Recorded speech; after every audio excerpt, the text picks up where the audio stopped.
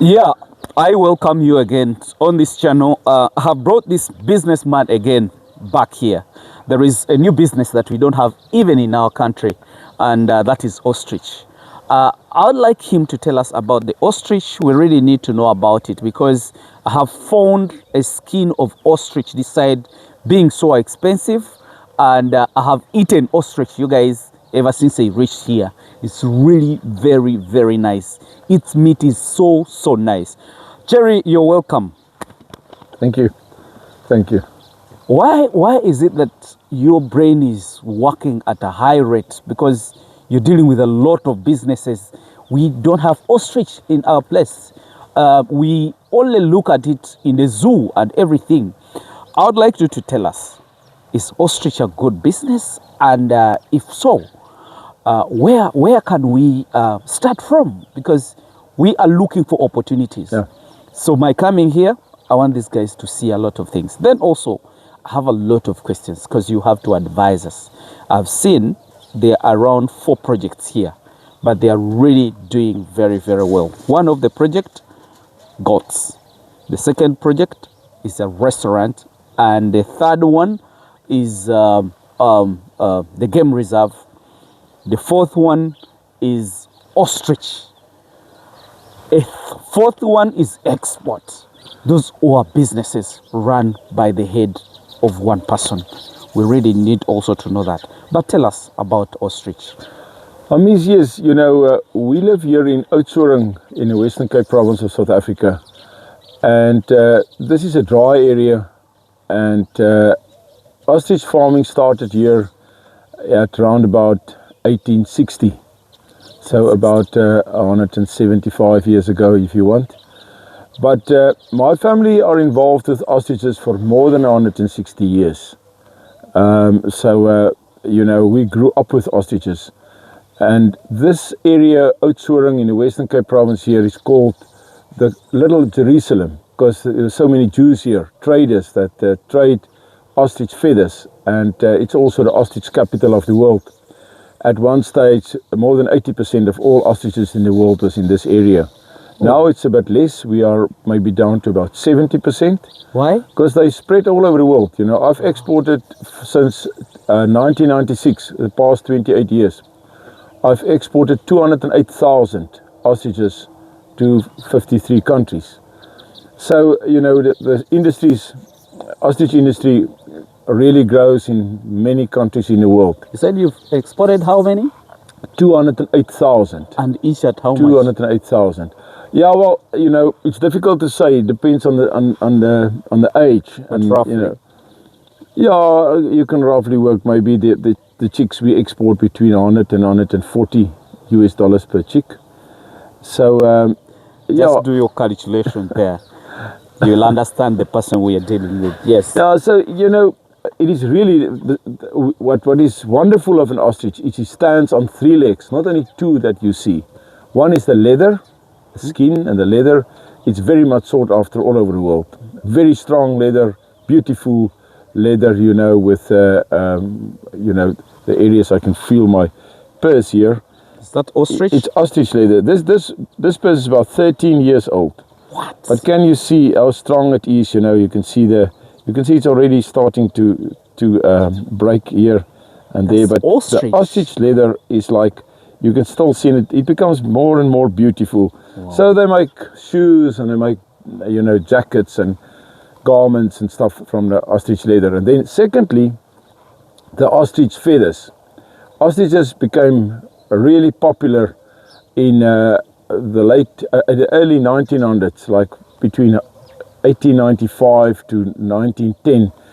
It was the value of white ostrich feathers, 1 kilogram or 1 pound of ostrich feathers, was more expensive than gold. It was so expensive. Really? Yeah. At that stage, women they had it in their hats, and it was like a fashion.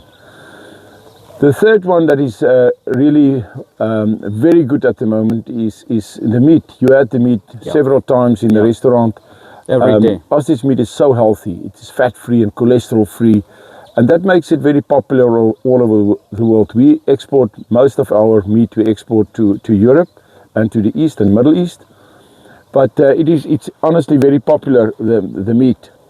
So it stands on 3 legs. What makes it really profitable is the fact that when you have sort of, let's say you have a ban on the import of meat because of, we had outbreaks of bird flu some years ago, then we were not allowed to export meat, but then we still have the feathers and the leather.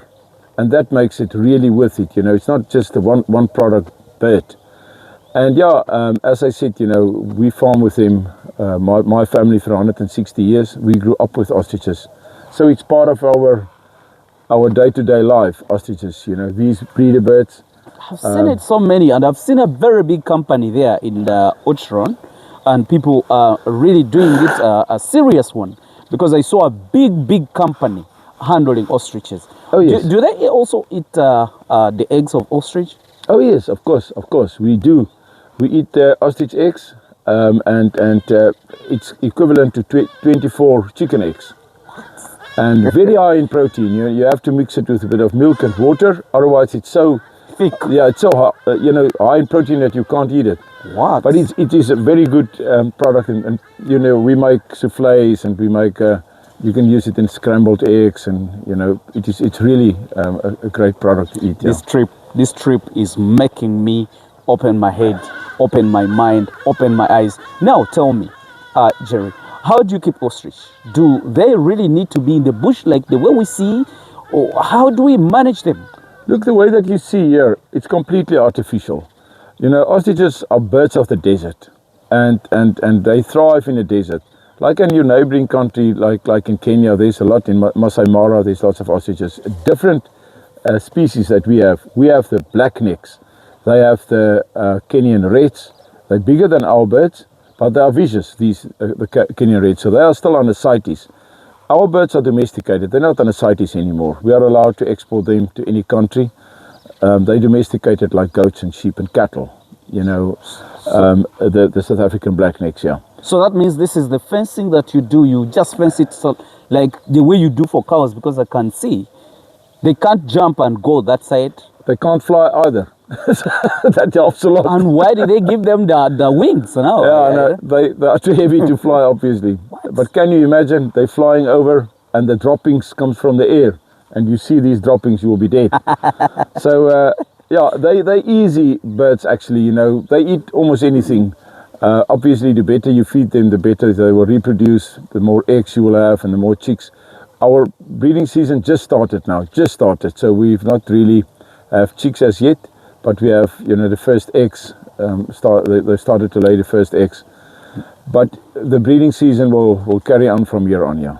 Now, if I want to take it to Uganda, do I need to carry an egg or have to take the You can take eggs, but I will not recommend that you start with eggs. You know, then you need the incubator. You need to have the know-how to hatch the ostrich eggs, which is completely different from chickens. Look, a chicken egg will hatch in 3 weeks. Yeah. The ostrich eggs take 6 weeks to hatch, and obviously it's so big, you know. So it is a matter of you have to have experience. It's much better to start with the chicks. You know, we will send you some chicks, and then you raise the chicks. We'll give you also the formulations for the feed and whatever. And then there's very nice manuals that you can follow. I've once before exported ostriches to Uganda many years ago. I've exported some ostrich chicks to Uganda. I don't even know what the name of the client was anymore, but they've done well. They've done pretty well. I'm exporting, you know, as I said, to your neighboring countries, and they all do well. Wow. They all do well. So guys, we are opening up also that I wanted you to see, because I'm covering up all farming. You need to know everything about farming. What can you do? What is the opportunity? You might have your dollars there and you really want to do a different enterprise. Here is the expert. Now, put the ostrich aside, because I can see they are like lions. They could be like how many kilos? I don't know. 140 kilos. 140? 140, yeah. So when you slaughter it, can give you around 60 kgs? Or 60, 70 kgs. Wow. Maximum. But the Kenyan reds, as I said, they are even more heavy. You know, they easily they will become 180 kgs. Wow. but they're visas. They're much taller than our ostriches. They do not have quality feathers, and their fertility is not as good as ours. But the meat is good. Wow. But they are on the CITES. You're not just allowed to take them from nature and to slaughter them, obviously. I will also take more time to come and understand what an ostrich is. You're welcome. Now, back to the business. Jerry, I want you to give my viewers advice. How can they do business? Because people have really, really failed in business. Let it be goats, let it be cows, let it be what. How do you manage all those companies? All those projects that you do through your company, and they are really very good and successful. Because yeah, you know, I can't do it on my own, not at all. As you know, Oki and my brother Len, they are involved. But the point is that you have to have people with experience to give you, advice. But the most important is that you should have markets. It is important that, whatever you farm with, you should be assured of good markets. And what I've explained to you when we've been on your farm in Uganda, the Arab people, they're crying for good quality meat, good quality goat meat and good quality sheep and cattle. And you guys are next door to the Arab market. We are very far from the Arab market to get our meat and our livestock in Saudi Arabia or Kuwait or any of the other Arab countries is expensive, and you guys are so close. All you need to do is to produce quality. Look, the Arabs, they've got lots of money, and the oil money is good, but they're fuzzy. So they want quality, and I've had quantity. I had people here this morning when you've been away to the feedlots. I had people here this morning from Saudi Arabia. They just sort of came here to see how quality looks like, and they want quality. And most probably they're going to order a lot of animals, but it's expensive from here. You guys can do it much cheaper because you are on their doorstep. And we have the grasses. Of course, you've got all the resources. The lovely source rainfall. Of the genetics. Wow. So now, how do you manage the workers? Do you handle them with a spoon? Because I see all your workers are very aggressive. They work at a high speed. How do you manage them? Because people have really failed just because of it is important that you should train them well. They should be well trained. We have workers in specific fields. Some of them do not do ostriches. They only do goats or only sheep or only cattle or only the game. Some of them only do the ostrich. So you should specialize them in the field where they are interested in. We try to keep them happy to do what they like, but they should also be trained. When you have a crisis, to help everywhere on the farm. So wherever on the farms we are, they can most of them can do all the jobs, but they specialize in their own fields. And that is, training is important. This is why these people have been here now for 3 days, get really intensive training on goats, and that's the way to go. You have to be informed, and we have our next course will be first week of October. Obviously, you're always welcome, but all your clients are welcome. If they want to come, we will teach them, what they need to know. That's important. Wow, Jerry, now to give you a brief background, you said 1, we have the pastures, 2, we are close to Arab countries, but our problem, the animals are very, very expensive to carry them from South Africa. Like me, your friend that has been here, you are at my place. I have a lot of my clients that would really want to have a number of animals. Is there any way that you can give us a discount just for a trial and see how many we can take, such that we can at least have a number? We represent you in our countries. Which discount are you giving us, Jerry? We will work a very good discount for you. We'll calculate a very good discount for your entry shipment. But please, Hamiisi, that can only be valid until end of August. That's next month. So they should place their orders. They should pay the deposits. and then as soon as the crate is filled up, we pack like 50 animals in a crate. Then the shipment can take place. I already have orders for about 25 animals. The first 15 animals already received the deposits for Uganda. So it's going to go fast now, you know. But I know it's expensive. The freight and the quarantine and everything is expensive. But once you have the purebred animals, you know, you will never look back. And it is important that you get animals that you have a market for. Your clients will you know, they will really bother you to get your good genetics. And you've seen in your farm the animals that you've imported in the past, how well they do. I mean, you've made a video once to show me how big they are and how strong they are. Very good. Kids are born in 6 kilos at birth, which is really very. Why don't you extend it to September at least, so that we can try our best and make sure that this month we collect some animals, next month we collect, then September, that will be our deadline. Then you go back to your usual, you know, price.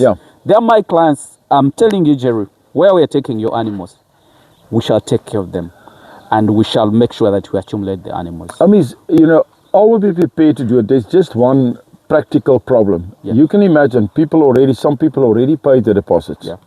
So for them to wait another 2 months, it's unfair.